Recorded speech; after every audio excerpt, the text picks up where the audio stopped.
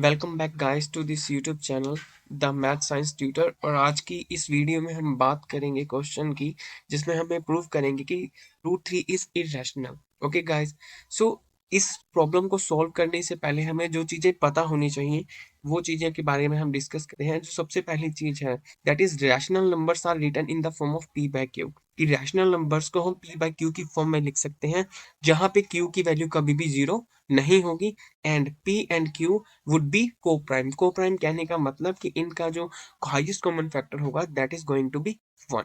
Okay guys, so पहली चीज हमें पता चल चुकी है कि रैशनल नंबर्स को हम पी बाई क्यू की फॉर्म में लिख सकते हैं, जहां पे क्यू की वैल्यू कभी भी जीरो नहीं होगी और p and q are going to be the coprime numbers, कि उनका जो हाईएस्ट कॉमन फैक्टर होगा वो वन होगा। ओके गाइस, अब दूसरी इंफॉर्मेशन पे चलते हैं। इसके अकॉर्डिंग क्या है, if some number a is a factor of p square. अगर कोई नंबर ए पी स्केयर का फैक्टर है तो वही नंबर ए जो है पी का भी फैक्टर होगा। अब एग्जांपल ले लेते हैं गाइस, कि मान लीजिए पांच जो है 25 का फैक्टर है, 25 यानी फाइव स्केयर का फैक्टर है, यानी पांच जो है फाइव स्केयर का फैक्टर है। Then also five is the factor of five as well. अब मान लीजिए 25 को अगर डिवाइड करें फाइव से तो वो डिवाइड होता है, और फाइव को फाइव से डिवाइड करें तब भी डिवाइड होता है। यानी कहने का मतलब क्या है कि five is the factor of five square, then five would also be the factor of five as well. कहने का मतलब क्या है कि अगर कोई नंबर पी स्केयर को डिवाइड करेगा तो वही नंबर ए पी को भी डिवाइड करेगा। ओके गाइस, सो ये दो इंफॉर्मेशन का यूज करके हम अपना जो क्वेश्चन है कि रूट थ्री इरेशनल, इसे हम प्रूव करेंगे। So let's start the question. जो सबसे पहली चीज है, हम क्या मान लेंगे, हम कॉन्ट्रारी मानकर चलेंगे। कॉन्ट्रारी का मतलब क्या है कि हमें प्रूव करना है इरेशनल, कि रूट थ्री इरेशनल है, बट हम मान के चलेंगे कि रूट थ्री जो है वो रैशनल है। ओके गाइस, उल्टा मान के चलेंगे। अब रूट थ्री रैशनल है, तो रैशनल है तो इसको पी बाय क्यू की फॉर्म में लिख सकते हैं, यानी root three is equal to p by q. Now square both side. अब इस जो इक्वेशन है इसका स्क्वायर करते हैं दोनों साइड, दोनों तरफ। रूट थ्री का square is equal to p by q का होल स्क्वायर, और रूट थ्री का स्क्वायर करेंगे, स्क्वायर से जो है रूट कट जाएगा, it would become three.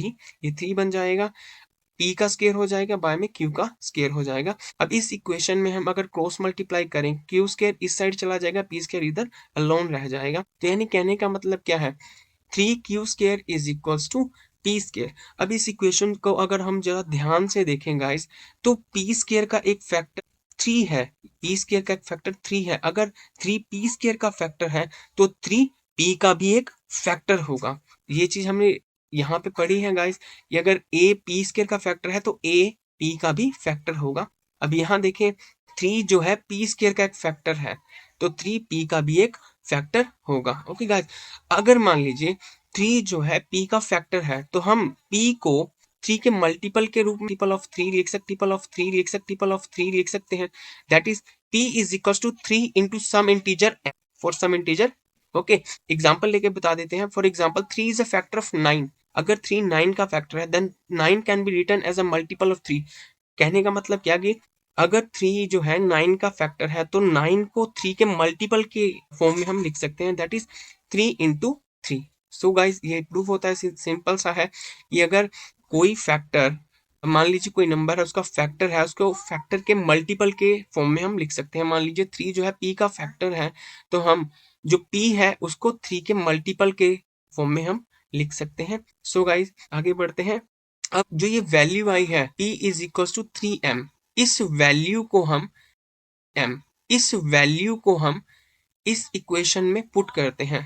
Okay guys, अब इस इक्वेशन में पुट करेंगे तो क्या हो जाएगा, three q square is equals to p की जगह क्या रख देंगे हम, थ्री एम, तो थ्री एम स्क्वायर हो जाएगा। ओके गाइस, अब ये क्या हो गया, three q square is equals to three का स्क्वायर नाइन, एम का स्क्वायर एम स्क्वायर।